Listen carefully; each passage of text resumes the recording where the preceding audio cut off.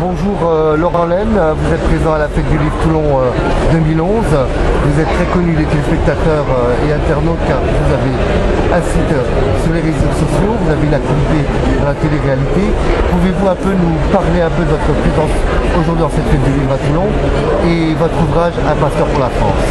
Alors moi, ma présence elle est évidente parce que je suis toulonnais, je suis né à Toulon, donc voilà, je suis sur ce stand de la librairie Charlemagne avec des amis auteurs pour pouvoir essayer de donner d'un côté la bonne parole, c'est-à-dire c'est un peu l'histoire de ce que j'ai fait. On me dit toujours qu'est-ce que tu as été foutre dans Secret Story, toi qui es prêtre, etc., qui a 40 piges.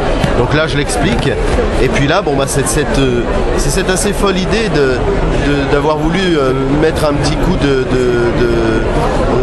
bâton là et ouvrir grand sa gueule, quoi. Je veux dire, à l'époque quand je me suis déclaré candidat à la présidentielle, donc c'était davantage bien évidemment un coup de gueule qu'une solution pour moi de changer de vie, puisque bon, c'est très bien que c'est très compliqué d'être un candidat à la présidentielle aujourd'hui quand on ne dépend pas d'un grand parti, mais ça a le mérite au moins de dire qu'on peut faire des choses et qu'on peut essayer de réfléchir à un budget pour la France autrement que par des bleuettes-ries. Moi, je veux dire, ce qui se passe aujourd'hui, quand j'entends le président de la République qui semble avoir beaucoup de talent sur cette dernière année de mandat, hein, alors qu'il en a eu très peu avant, j'ai envie de lui répondre que lorsqu'il nous dit qu'il faut faire des sacrifices, j'ai envie de lui répondre que quand même, je veux dire, le chômage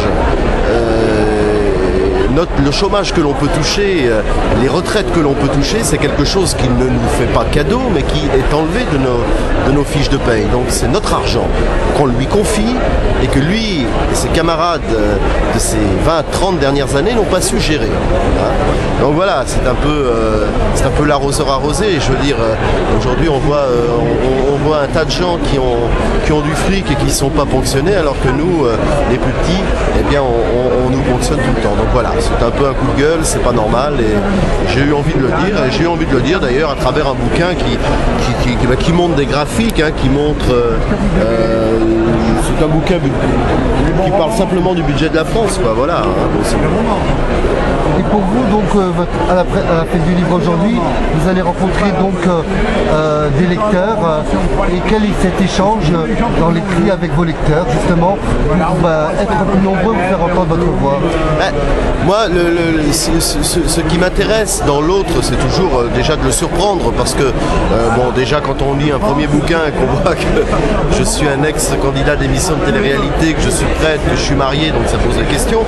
Quand on voit que je suis candidat, ou que, en tout cas, je souhaitais être candidat à l'élection présidentielle, on peut se dire ce type est fou. Alors c'est une folie douce, hein, je vous rassure. Bon, on est tous un petit peu fous quand on essaye de faire des choses de toutes les manières.